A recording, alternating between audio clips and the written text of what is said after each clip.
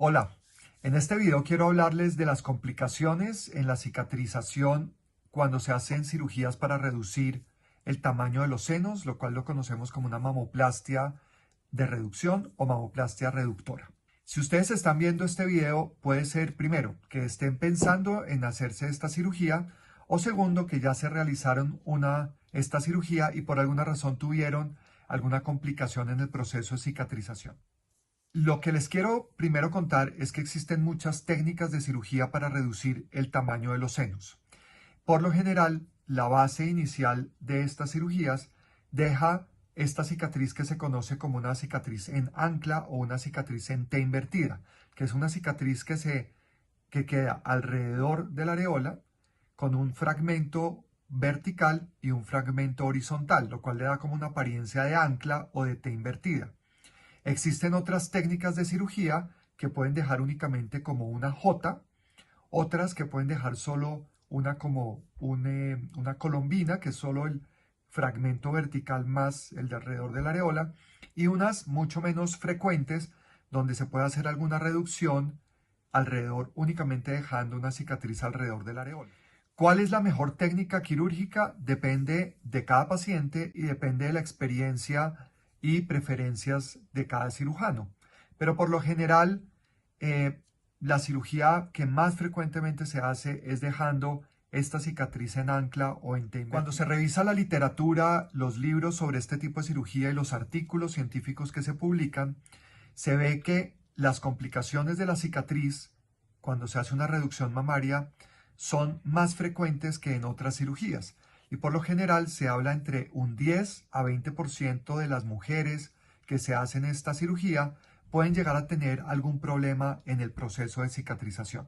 Las pacientes que tienen antecedentes médicos importantes o antecedentes de tabaquismo, antecedentes de enfermedades inmunológicas o reumatológicas o cirugías previas en el seno están en un mayor riesgo de tener complicaciones en la cicatriz de esta cirugía. En algunas pacientes uno puede empezar a ver que esa cicatriz se abre en algún punto importante. Lo más común es que se abra en la unión de la cicatriz vertical con la cicatriz horizontal o en la unión de la cicatriz vertical con la cicatriz circular de la areola.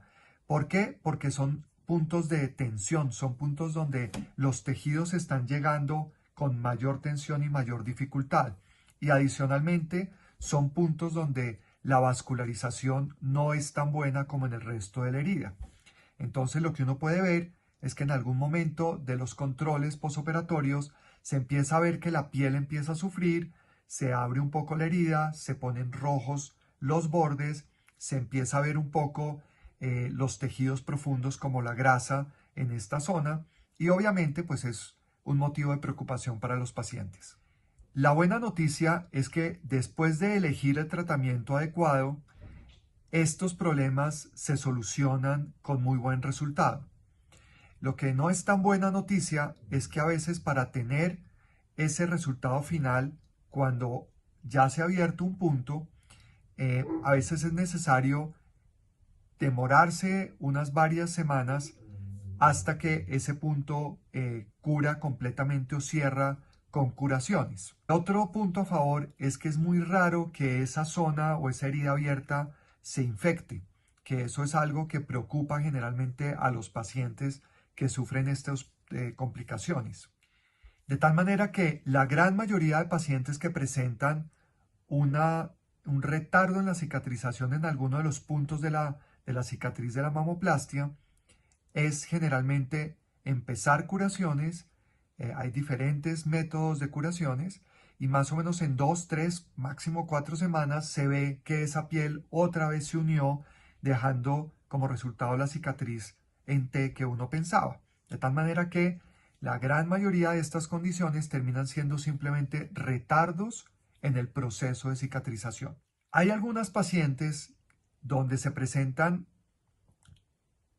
heridas mucho más grandes que van a tomar mucho tiempo en cerrar. En ese momento es de hablar con el cirujano y ver qué posibilidad hay de volver a cerrar con suturas esos bordes para acelerar el proceso de recuperación. No siempre se puede hacer y muchas veces se necesita es esperar a que los tejidos estén de buena calidad para poder hacer ese cierre nuevamente con suturas. Entonces, si resumimos un poco hasta acá lo que hemos hablado, primero, las complicaciones o los retardos de cicatrización en este tipo de técnica quirúrgica son frecuentes, pero por lo general se logran resolver muy bien con un seguimiento por el especialista y con un manejo adecuado de curaciones, y el resultado puede ser muy bueno, el resultado final de la cicatriz. A veces se necesita no solo hacer curaciones, sino a veces sí vale la pena cerrar otra vez en el momento adecuado esos puntos.